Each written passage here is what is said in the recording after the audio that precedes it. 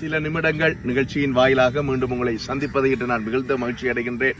வேகமாக ஓடிக்கொண்டிருக்கின்ற இந்த காலத்திலே கர்த்தருடைய வசனத்தை நாங்கள் கற்றுக்கொள்ள வேண்டியிருக்கிறது, தியானித்து பார்க்க இருக்க வேண்டியிருக்கிறது. ஏனென்றால் கர்த்தருடைய வசனம்தான் எங்களுடைய கால்களுக்கு தீபம், எங்களுடைய பாதைகளுக்கு வெளிச்சமாயிருக்கிறது. ஆகையினாலே பூமியை இருள் மூடிக்கொண்டிருக்கிறதே, நாங்கள் எச்சரிப்புள்ளவர்களாய் விழிப்புள்ளவர்களாய் எங்களை காத்துக் கொள்வதற்கு கர்த்தருடைய வசனத்தை நாங்கள் தியானிக்க வேண்டியிருக்கிறார். ஆகையினால் இந்த நிகழ்ச்சியை நாங்கள் நடத்தி வருகிறோம்.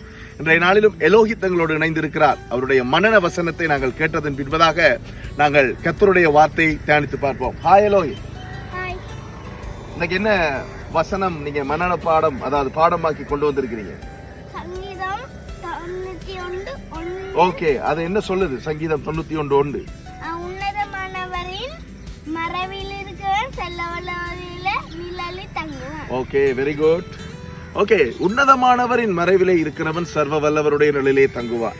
உன்னதமானவர் என்று சொல்லி பரிசுத்த வேதாகமத்திலே யாரை அழைக்கிறார்கள் என்று சொன்னால், நம்முடைய தேவன் திரித்துவம் உள்ளவர், திரியேக தேவனாய் இருக்கிறார். இந்த கருத்தை நீங்கள் ஏற்றுக்கொண்டாலும் சரி, ஏற்றுக்கொள்ளாமல் விட்டாலும் சரி, பரிசுத்த வேதாகமம் அப்படியாக காட்டுகிறது. ஏனென்றால் ஒரு இடத்துல தேவன் தம்மை பிதாவாக வெளிப்படுத்துகிறார், குமாரனாக வெளிப்படுத்துகிறார், இன்னொரு இடத்துல பரிசுத்தாவியானவராக தம்மை வெளிப்படுத்துகிறதை நாங்கள் பார்க்கின்றோம். தேவனுடைய தன்மைகள் நாங்கள் எங்களுடைய அறிவினாலே அறிந்து கொள்ள முடியாது.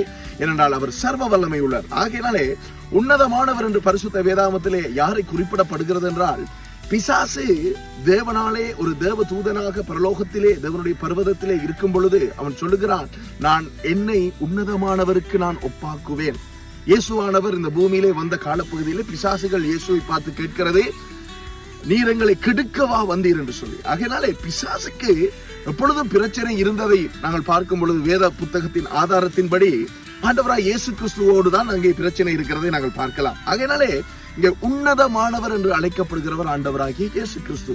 உன்னதமானவரின் மறைவிலே இருத்தல் என்று சொல்லி சொல்லப்படுகிறது என்னவென்றால், கர்த்தருடைய வசனத்திலே நாங்கள் தங்கி இருத்தல், கர்த்தருடைய வசனத்தை தியானித்தல், கர்த்தருடைய வசனத்தை வாசித்தல். ஆகையினாலே கர்த்தருடைய வசனத்தின்படி, கர்த்தருடைய வார்த்தையின்படி உன்னதமானவரின் மறைவிலே நாங்கள் தங்கி இருக்கும் பொழுது நாங்கள் சர்வ வல்லமை உள்ள தேவன் அவருடைய நிழலிலே தங்குவோம் என்பதாக இந்த வசனம் சொல்லுகிறது. ஆகையினாலே இந்த வசனத்தை தொடர்ந்தும் தியானியுங்கள். பரிசுத்த ஆவியானவர் உங்களுக்கு அநேக காரியங்களை கற்றுத் தருவார்.